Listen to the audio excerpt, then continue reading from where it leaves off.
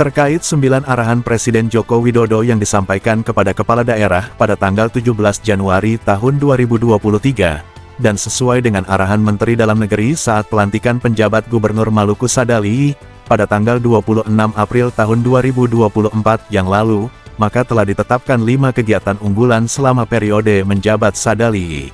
Pelaksana Harian Sekretaris Daerah Provinsi Maluku Suryadi Sabirin, dalam keterangannya kepada tim Diskominfo Maluku, pada Sabtu, tanggal 20 Juli tahun 2024, di ruang kerjanya, menjabarkan ada 5 kegiatan unggulan penjabat Gubernur Maluku, di mana segala tugas dan kegiatan prioritas dari penjabat Gubernur Maluku ini, akan tetap dikoordinasikan dan dievaluasi secara terus-menerus dengan kabupaten kota yang ada, agar target yang sudah ditetapkan bisa tercapai. Rapat koordinasi nasional seluruh kepala daerah dalam forum komunikasi pimpinan daerah se-Indonesia yang dipimpin langsung oleh Pak Presiden Jokowi pada tanggal 17 Januari 2023. Ada 9 arahan beliau yang harus diimplementasikan dan dilaksanakan oleh seluruh kepala daerah saat itu. Yang pertama adalah beliau menginginkan pengendalian inflasi, di mana mulai dari harga barang, kemudian juga harga biaya angkut untuk menstabilkan harganya. Jangan sampai melonjak, mengakibatkan terkurasnya biaya hidup masyarakat, atau dia turun, deflasi. Itu juga berdampak kepada pengusaha-pengusaha yang tidak mendapatkan keuntungan gitu.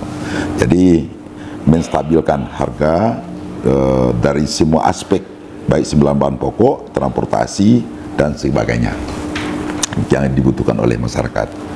Yang kedua, beliau menyampaikan bahasanya harus menyelesaikan kemiskinan ekstrim di seluruh Indonesia, yang mana ditargetkan di akhir 2024 nantinya itu 0%. Itu yang yang Pak Presiden sampaikan.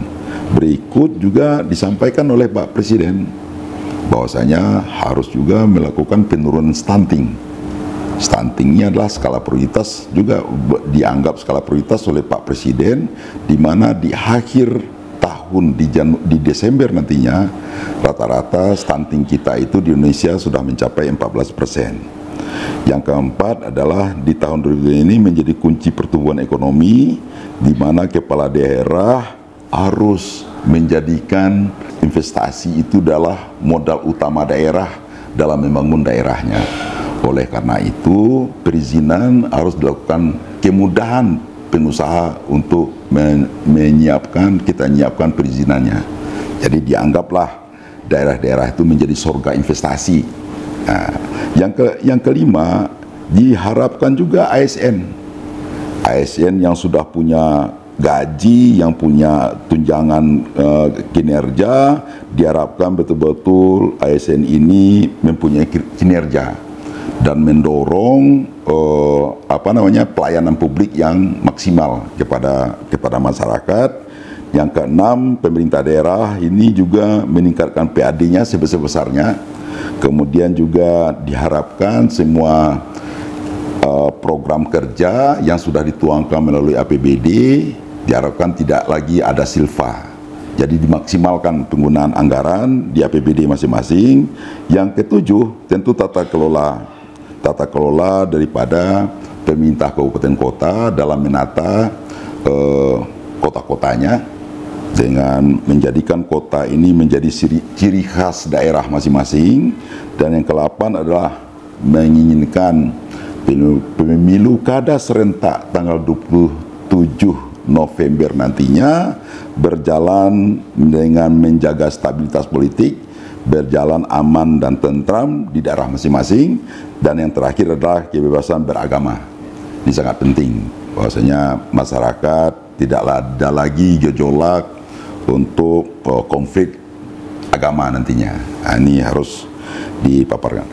Dengan arahan Presiden ini, tentunya Kemendagri selaku koordinator pimpinan untuk semua kepala daerah seluruh Indonesia juga menyampaikan saat pelantikan pejabat Gubernur Maluku pada tanggal 26 April kemarin, yang mana poin-poinnya adalah ada sebanyak lebih kurang itu sebanyak 6 ya penekanan kepada Pak PJ Gubernur, bagaimana pengelolaan inflasi itu harganya stabil pengendaliannya, kemudian bisa menurunkan stunting 14% itu, sementara kita pada saat ini stunting kita mencapai 28%. Jadi kalau 14% nasional, ini pekerjaan yang sangat bukan luar biasa nih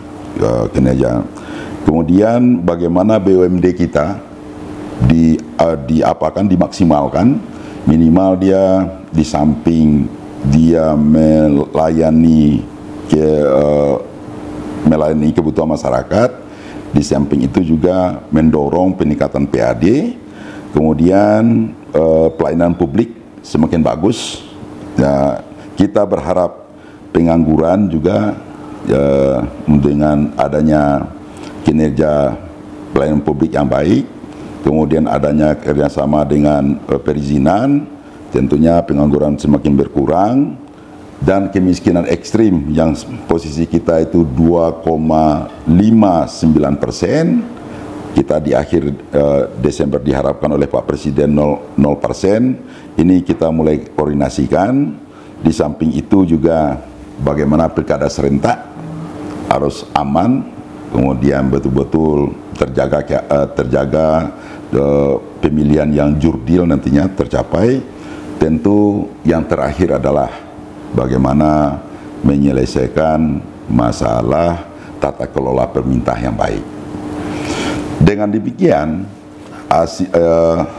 apa yang dipesankan dalam aspek pelantikan tersebut, makanya Pak PJ Gubernur Provinsi Maluku membuat suatu 5 kegiatan unggulan. Yang pertama adalah pengendalian inflasi, yang setiap minggu kita dievaluasi oleh Kemendagri. Yang kedua adalah pencegahan stunting, yang diinginkan turun menjadi 14% itu. Kemudian mensukseskan penyelenggaraan pilkada serentak tadi di tanggal 27 November. Kemudian penurunan angka kemiskinan ekstrim yang akhir tahun nanti 0%. Tentu dengan terakhir beliau akan menata ulang, artinya meningkatkan kinerja ASN dalam rangka penyampaian kinerja beliau dengan menata secara maksimal ASN yang ada di Provinsi Maluku, termasuk juga dengan kabupaten kota. Persoalan yang terjadi adalah tentu provinsi itu, data yang kita pergerakan data provinsi itu adalah akumulasi dari 11 kabupaten kota. Kita ambil contoh misalnya masalah inflasi, pengendalian inflasi. Kalau kita cuman provinsi tugasnya adalah mengkoordinasikan, lalu memberikan saran pertimbangan, sekaligus mengintervensi di mana kota dan kabupaten yang harus kita intervensi, Kita 11 kabupaten kota, inflasi kita tuh berfluktuasi. Kota Ambon sangat riskan karena jumlah penduduknya sangat besar, makanya inflasinya berfluktuasi, cenderung agak meningkat. Kemudian juga kabupaten lain juga seperti itu nantinya. Oleh karena itu, apa yang dilakukan oleh Pak Gubernur, karena ini menjadi kegiatan unggulan beliau, melakukan rapat-rapat koordinasi dan mengevaluasi masalah kabupaten kota yang inflasinya tidak terkendali. Begitu juga dengan stunting, beliau mengevaluasi pelaksanaan stunting, pencegahan stunting di 11 kabupaten kota. Tentu nantinya mana daerah yang tinggi stuntingnya, kita dorong untuk mengintervensi secara masif di daerah itu, agar nantinya tercapai apa yang menjadi program unggulan beliau itu. Jadi ada 5 kegiatan unggulan daripada Pak pejabat Gubernur Maluku yang harus beliau selesaikan di masa jabatan dia setahun ini nantinya gitu.